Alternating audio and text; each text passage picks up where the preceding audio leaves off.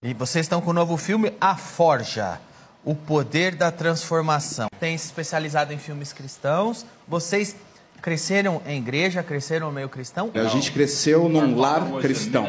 O nosso pai era ministro e a nossa mãe era professora. Então, somos muito gratos por isso. Mas tivemos dois pais cuja fé deles era real. Por mais que nós vejamos, às vezes, hipocrisia nas pessoas de fé, nós chegávamos em casa e víamos os cristãos autênticos. E eles tinham ótimas respostas às preces deles e eles viviam isso. E isso foi muito importante para a gente. Eu pensei na ideia depois de orar muito. E nós aprendemos, com o passar do tempo, em sempre estabelecer o trabalho baseado na prece, antes de qualquer coisa, na oração. E isso não significa que tudo vai perfeito, mas com a bênção de Deus, Ele faz mais do que a gente fazia sozinho. Quando estamos tentando resolver um problema sozinhos, fica muito difícil, estressante, mas quando a gente para e ora desde o início, e as ideias ou resolução para os problemas aparecem. E teve um dia chave no nosso relacionamento. E a gente decidiu que a gente ia começar a se apoiar e a se amar. E é muito mais divertido ser melhor amigo do que os piores inimigos. Que legal, muito bom. Okay, Jesus, I give it to you. What kind of man do you want to be? And what do you want people to think when they see you coming?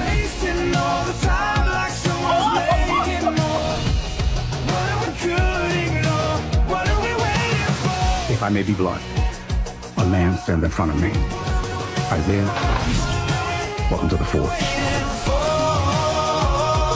Qual que é a diferença entre quem acredita e quem segue? Todo mundo tem religião. Religião é uma coisa, Deus é outra.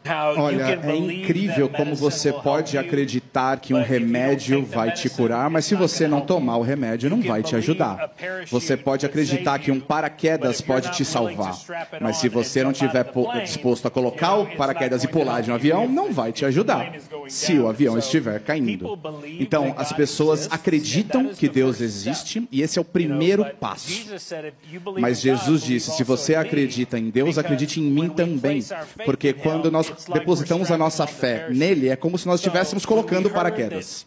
Então, quando nós ouvimos que Jesus veio, morreu na cruz, renasceu, a Bíblia diz que se nós depositarmos a fé nisso, basicamente é como colocar o paraquedas na sua vida.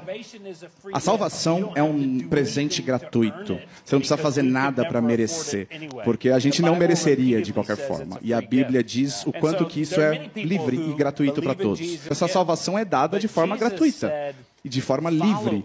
Mas Jesus diz, sigam-me. Ele não falou para os discípulos somente, sigam o que eu disse. Não, ele disse, venham aqui, passem um tempo comigo, tenham um relacionamento comigo, sigam o meu exemplo. Então, um discípulo verdadeiro, ele tem uma relação, um relacionamento, não somente acreditar em algo de distância, mas ele permite que isso impacte a vida e alinhe a sua vida com isso. Então, quando eu estava fazendo o roteiro, eu estava enfatizando que nós precisamos morrer para nós mesmos e seguir o Senhor. E eu estava pedindo para Deus, me dê boas ideias para o filme. E ele falou, Alex, você está disposto a morrer por esse filme? E eu falei, opa, oi? E ele falou, você se inscreveu como personagem no filme. Então eu quero que você se tire desse filme. E eu falei, não, Senhor, não, Deus. Ele falou, você precisa aprender as mesmas coisas que você está ensinando. Então eu me tirei do filme. E eu falei, Senhor, eu vou te obedecer. E na verdade eu acho que é o nosso melhor filme. Vocês já fizeram algum filme que vocês achariam, putz, esse não vai dar certo? Sim, na verdade, o filme Quarto de Guerra foi um filme logo depois que nós fizemos o filme Corajosos, que era um filme de policiais, e nós convidávamos os homens a serem fortes e íntegros para a família. E quando esse filme Corajosos saiu, tinha ação, tinha luta, tiroteios, perseguição de carro, e nós amamos poder fazer isso num filme. E logo depois desse filme, o Alex estava orando e falando, Deus, eu adoraria uma direção para o próximo filme. E a ideia ficava voltando de uma senhora rezando dentro do closet, do armário dela. E ele falava, mas isso não é um filme. Isso parece ser chato. Por que alguém vai querer assistir um filme de uma mulher rezando dentro do closet? E aí disso surgiu uma história muito interessante que se tornou o filme Quarto de Guerra. E falaram pra gente, não vai dar certo. A Sony disse, olha pessoal, a gente ama vocês, a gente apoia vocês, mas esse vai ser o primeiro fracasso de vocês. Alguns amigos, alguns outros produtores falaram, é a pior ideia que a gente já ouviu. Mas sempre que a gente orava pensando nisso, a gente sentia que Deus estava falando, façam isso, façam esse filme sobre oração. Então nós tivemos que tomar uma decisão se estávamos dispostos a fracassar obedecendo a Deus do que obtendo sucesso se significasse desobedecer a Deus. Então fizemos o filme Quarto de Guerra, soltamos ele nos cinemas e se tornou o filme número 1 na América. Nos cinemas. O Brasil também, Quarto de Guerra, foi um sucesso estrondoso. Vocês nunca pensaram em fazer um filme voltado pro Brasil, pro brasileiro? Yes. Já, mas uma coisa que a gente aprendeu e muito importante pra gente. Não entre na frente de Deus, não se precipite, nem fique por trás de Deus. Acompanhe Deus. Então nós oramos, nos dedicamos ao Senhor e quando Ele falar, faça isso, a gente faz. Mas nós não queremos nos precipitar e fazer algo que é na hora errada. Então eu já disse, Deus, se você quiser que a gente faça um filme no Brasil, seria um prazer. Que legal. Os estúdios que apoiam vocês, eles já pressionaram vocês para contratarem gente famosa para filme?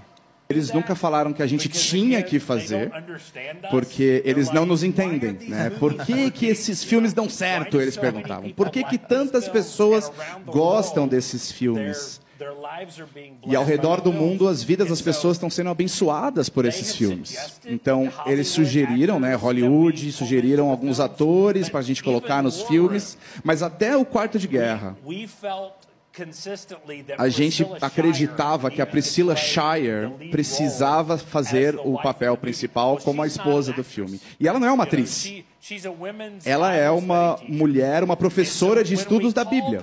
Então, quando a gente ligou para ela e falou, você faria? Ela deu risada. Ela falou, eu não sou atriz. E aí a Sony sugeriu uma atriz profissional linda de Hollywood, só que a gente continuava pensando, só que a gente vai ter paz em colocar a Priscila. Então, eles apoiaram e a gente só torceu para dar certo. E ela foi incrível no filme. E no filme A Forja, ela volta e não somente ela faz o papel da Elizabeth do Quarto de Guerra, mas ela é a irmã gêmea da Elizabeth. E ela faz as duas personagens e ela interage com ela mesma na mesma cena, graças aos efeitos especiais. A gente pode contar uma história, mas somente Deus pode tocar o coração. Então nós queremos honrar o Senhor e fazer a versão bíblica o máximo possível de um aspecto artístico. Quando nós vemos Hollywood tentando fazer filmes épicos bíblicos, eles erram a história. Eles não honram a fé. Eles não honram as pessoas, nem as escrituras. Há histórias incríveis na Bíblia. E se você apenas contar a história, as pessoas vão amar. Qual é o tema central, a mensagem central desse filme? Uma espada é forjada dentro de uma forja com calor e pressão.